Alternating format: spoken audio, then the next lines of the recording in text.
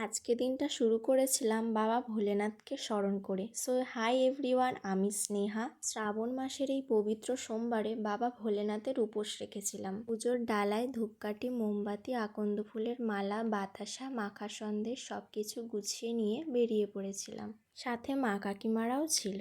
মন্দিরে গিয়ে দেখলাম ওখানে আরও অনেকেই পুজোর জন্য অপেক্ষা করেছিল। তারপর আমরাও পুজোর ডালা দিয়ে দিয়েছিলাম আর তুলসী মঞ্চের কাছে মোমবাতি ধূপকাঠিটাও জ্বেলে দিয়েছিলাম।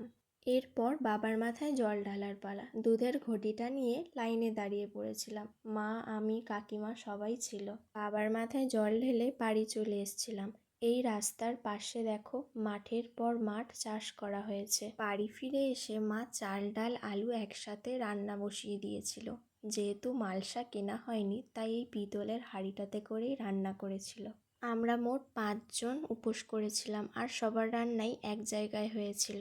আজকে এই পর্যন্ত। ভালো লাগলে অবশ্যই সাবস্ক্রাইব করে দিও। বাই।